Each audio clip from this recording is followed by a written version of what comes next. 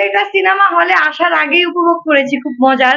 আর খুব চিন্তা ভাবনা ছিল মাথার মধ্যে যে কেমন হয়, পুরো গানটা কেমন হয়, পুরো কথাগুলো কেমন হয়। কিন্তু ফুল মুভি কভার করার পরে মানে অস্থির, মানে শুরু থেকে লাস্ট পর্যন্ত একদম প্রচন্ড সুন্দর ছিল। আর উপভোগ করেছি একদম নিজের মতো করে, খুবই ভালো লাগছে। সিনেমা বলে নাকি আপনি শাকিব খানকে রেখে চঞ্চল চৌধুরীর প্রেমে পড়ে গিয়েছিলেন? ও মাই গড, তার অভিনয়ের প্রেমে যারা অভিনয় বুঝে, যারা কাজ বুঝে তারা পড়তে বাধ্য।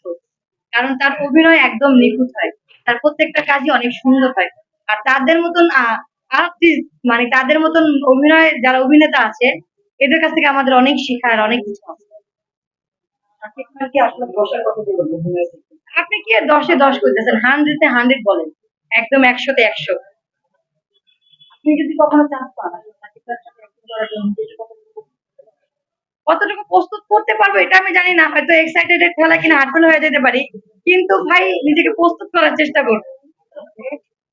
কেউ কোনো মেয়ে না, কোনো আর্টিস্টই চাইবে না যে আমি হাতছাড়া হই তার কাজের থেকে। অবশ্যই চাইবে যে তার। এই মুহূর্তে যে আপনাকে অফার করে শাকিব খানের তুফান একসাথে বসে দেখার জন্য, আপনি কি দেখবেন? কি করবেন আপনি বলেন? এখন যদি এই ধরনের প্রশ্ন কেউ করবে না আমাকে, বা এই ধরনের কথাও কেউ বলবে না। যদি বলে আমি হ্যাঁ দুইটাই চালাই দাও, আমি দুই সময় দুইটা দেখবো, দুই রকম ফিল নিবো। আচ্ছা আপু, আমরা শুনছি শাকিবের ২ বউ অপু বিশ্বাস, বুবলি ২ জনে নাকি বোকা করে তুফানটা দেখবেন। যে তাদেরকে আপনি সামনাসামনি ধরতে পারেন, কিছু বলবেন? অপু বিশ্বাসকে পাইলে গালে চুমা দিব সর্বপ্রথম। হ্যাঁ।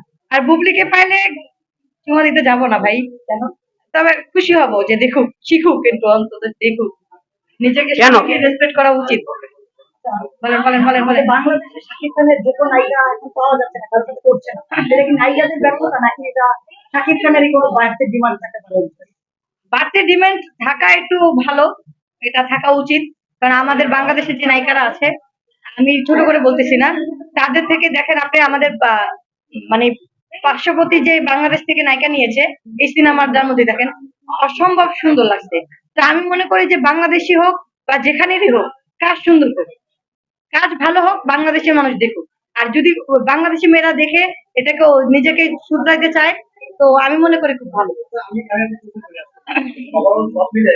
আমাদের বাংলাদেশে আমি একটু সামান্য, আমাদের বাংলাদেশে বেশিরভাগ নায়িকারা কি করে, যারা বিয়ে হয় না, বাচ্চা কাচ্চা হয় না, তারপরও নায়িকা হয়, নায়িকা হওয়ার পরে অনেক অফার পায়, অনেক বন্ধু বান্ধব ফ্রেন্ড সার্কেল বাইরে যায়, তখন দেখা যায় এদিক সেদিক যায়, খাওয়া দাওয়া তো বাঙালি তো খাওয়া দাওয়া পছন্দ করে, বা নিজের খাওয়ার উপর আর কন্ট্রোল তেমন একটা রাখতে পারে না বিদায়, কিন্তু বাঙালি মেয়েরা একটু হেলদি হয়ে যায়, কিছু করার নেই। হ্যাঁ, তারপরে দেখা যায় নায়িকা থেকে কন্টেন্ট ক্রিয়েটর হয়ে যায়, আর কিছু করার নাই। যাই হোক, এরকম সিনেমা যদি হয় বাংলাদেশে, দর্শকরা কি হলে ফিরবে? অবশ্যই।